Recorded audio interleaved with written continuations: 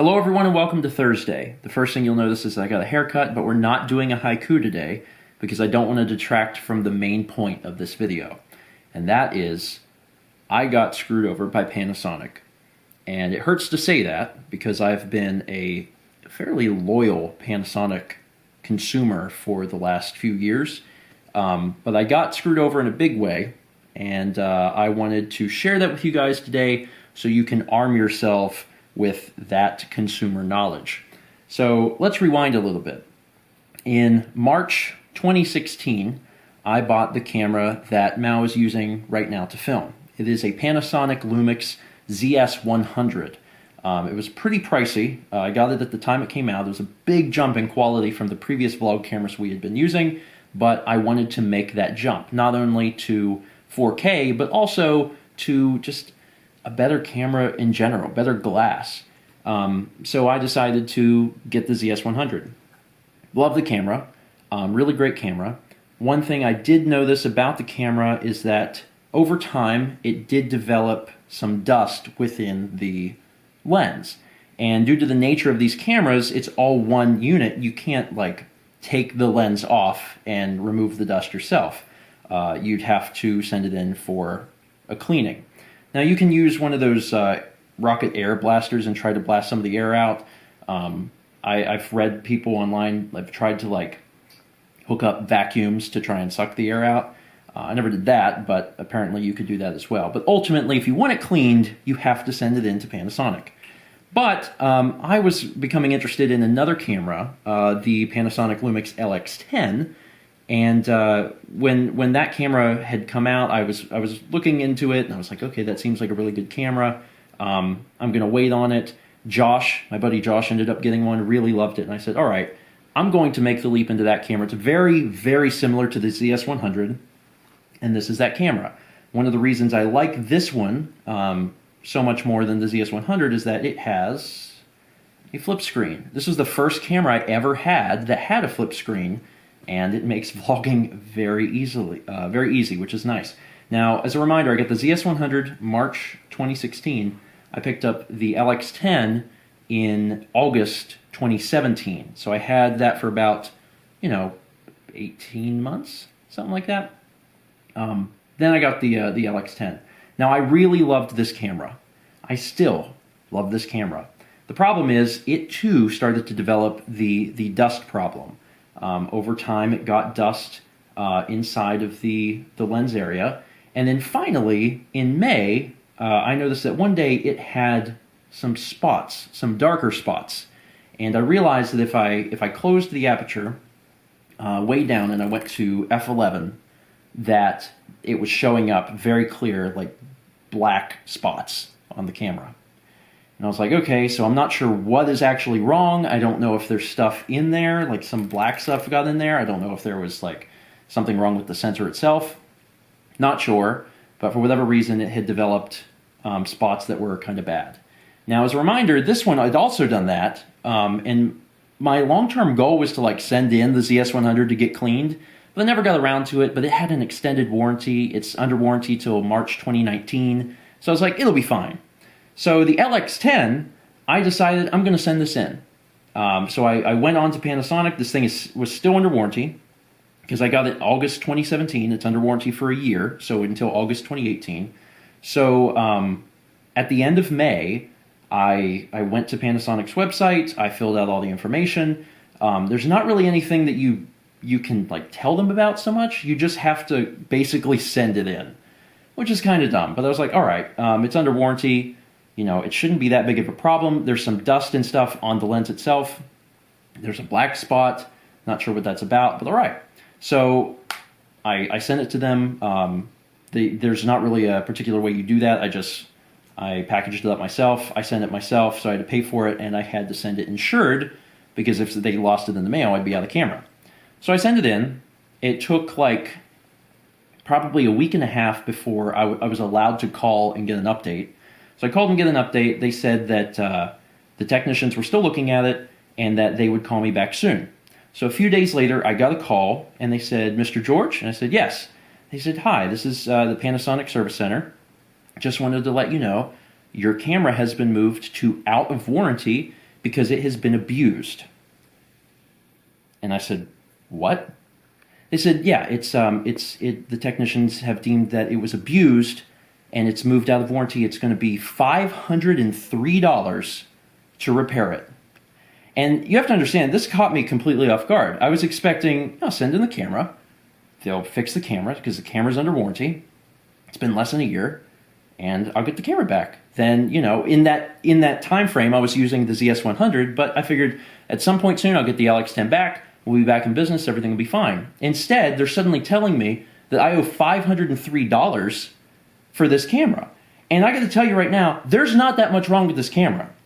Because if you look at footage when the camera is at a low or at a high f-stop at f11 where the aperture is really closed, you'll see that black spot. But if you open that aperture up to 1.4, you can barely tell it's there. So that's the thing. Like there's almost nothing wrong with this camera. And for them to charge me $503 when a brand new camera costs $540 is insane. And I was on the phone with this lady, and my jaw was dropped to the ground, and I was like, wait a minute, you're telling me that the camera's abused? Yes, sir, it's been marked as abused. I said, how? How is the camera abused? The camera is in perfect working order. There's a spot, yes, there's some dust, yes, but otherwise, the outside, the exterior of the camera, everything's perfect. I take extremely good care of my equipment. So, she said, well, sir, there'd have to be, the technician would have to get back to I don't know anything. I said, well, here's the big question. I said, can I fight this? Can I say that's wrong? And she said, no, all of our judgments are final. It's just out of warranty now. She said, so you want to pay the $503 to have it repaired? I said, no, of course not. I said, how much does it cost to have it sent back to me? She said, oh, it's no cost to send it back. I said, well, then send it back. So she did. And that was, 10 days, 2 weeks ago, something like that. And I just got it back today. So I'm here to tell you that story because that is crazy. And when this happened, when I got off the phone with that lady and I told Mal what happened, we started going online and looking at reviews for Panasonic and their customer service center and their repairs. And this is common. This is super common because what they do is they'll take, even if it's like you've got dust under the lens, right? Dust under the lens should be something that's quickly covered. The camera's under warranty. You send it in. Abused, out of warranty. They do this all the time. Awesome. So this is a warning to everyone. I'm going to tell you right now that I'm not going to buy any more Panasonic products. And it's a shame because I love their cameras. I'll be the first to admit they make good stuff. And we have spent thousands of dollars on Panasonic cameras specifically in the last few years. At the beginning of 2016, 2015, Mal got a GH4. We got a GH4 and a lens for Mal makes. I got the ZS100. I got the LX10. These are not cheap cameras. We have spent thousands of dollars, and that customer loyalty is just gone because they wouldn't fix something that was so simple. And then to read about other people having the exact same problem I am. So Panasonic makes great equipment. I have loved their equipment, but I will not buy another Panasonic camera. So my advice, do not buy Panasonic. Now, the downside is that I have this black spot. The upside is that at the low f-stop, it's barely noticeable. The bright side to this story is that when I bought this camera, I took out an extended warranty with a third party from Amazon. And I have filed a claim with them, and I'm going to be sending them the camera. So the hope is that they, at least, will be able to help me and finally take care of this situation. It's bizarre to me that Panasonic would do something like this, but their loss. And I mean their loss because I am in the market for another DSLR. Because Mal's DSLR is the same one that we have to use to film mail, to film Q&As, and what we want to use for upcoming streaming stuff. And that really isn't going to work for us. We need a second one. I was going to get a GH5. I was going to get another Panasonic camera, and I'm not going to do it anymore. I'm already looking at different companies. I'm looking at some cameras by Sony. I'm looking at what, Canon and Nikon have coming out, because they have completely lost, customer loyalty with me.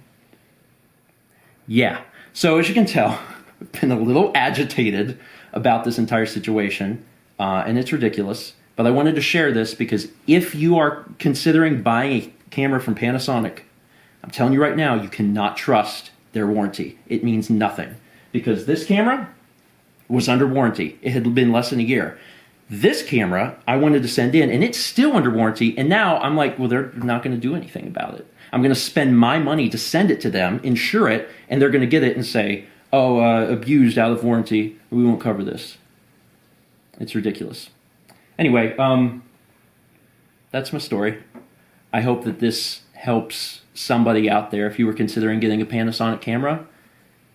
I'm not going to tell you don't get one, but you could only get one if you get a third-party warranty. You can't trust them. And I would highly encourage you to look at some other companies. And I mean that. Sony has got some really excellent-looking stuff right now. They really do. There's some beautiful stuff that they have already out and they're coming out with. Anyway, that is it for today. Thank you so much for watching. If you've had any of your own, personal experiences with Panasonic or other camera companies that you want to talk about down below, let me know. I'm very curious to find some companies that will stand behind their products. That's so important because especially when you're dealing with equipment that is, pricey and is technical, there's going to be times where you need it to be fixed. And for someone to tell me it's going to cost as much as a new camera to fix something that is so minute is crazy to me. Absolutely crazy. So if you've had good experiences with other camera companies, let me know, because I'm in the market for a new one. Thanks for watching, and as always, let's meet back tomorrow, shall we?